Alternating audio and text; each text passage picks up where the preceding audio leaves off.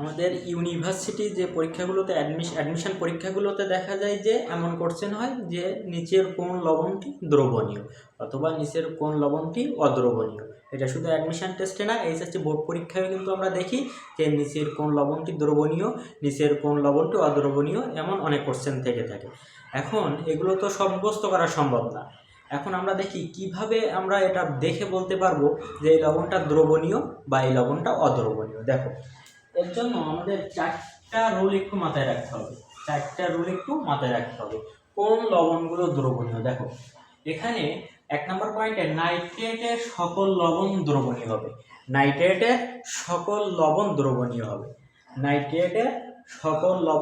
দ্রবণীয় হবে। যেমন sodium nitrate, magnesium nitrate, aluminium nitrate, সকল নাইট্রেট মূলকের আয়ন কি হবে? দ্রবণীয় হবে। এরপরে লিখছি দেখো সালফেটের লবণ দ্রবণীয়, কিন্তু কিছু ব্যতিক্রম আছে।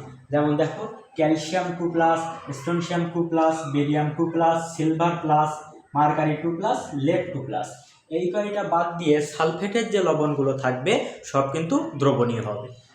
এরপরে 3 নম্বর প্রশ্নে দেখো, সোডিয়াম প্লাস, পটাশিয়াম প্লাস এবং অ্যামোনিয়াম প্লাসের সব লবণ দ্রবণীয় হবে। যেমন sodium chloride, potassium chloride, ammonium chloride, এগুলো কিন্তু সব পানিতে দ্রবণীয় হবে। তাহলে 3 নম্বর পয়েন্টে কি লিখলাম? সোডিয়াম প্লাস, পটাশিয়াম প্লাস এবং অ্যামোনিয়াম আয়নের সকল লবণ কিন্তু দ্রবণীয় হবে।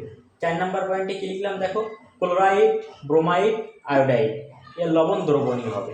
ক্লোরাইড আয়ন, ব্রোমাইড আয়ন এবং আয়োডাইড আয়নের লবণ কি হবে? দ্রবণীয় হবে। কিন্তু কিছু ব্যতিক্রম আছে। যেমন দেখো, সিলভার ক্লোরাইড, মার্কারি ক্লোরাইড আর লেড ক্লোরাইড, এই 3টা বাদ দিয়ে বাকি যে লবণগুলো আমরা পাবো ক্লোরাইড, ব্রোমাইড, আয়োডাইড থেকে, সেগুলো কিন্তু পানিতে দ্রবণীয় হবে।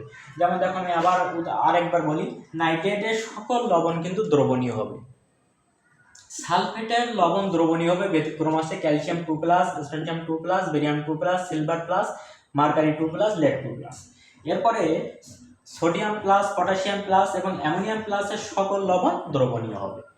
4 নম্বর পয়েন্টে ক্লোরাইড, ব্রোমাইড, আয়োডাইডের সকল লবণ দ্রবণীয়, ব্যতিক্রম আছে শুধু সিলভার ক্লোরাইড, মার্কারি ক্লোরাইড, একটা হচ্ছে লেড ক্লোরাইড। তাহলে এই 4টা যদি আমরা একটু মনে রাখতে পারি, তাহলে পরীক্ষায় খুব সহজেই আমরা কিন্তু বুঝতে পারবো কোন লবণগুলো দ্রবণীয়।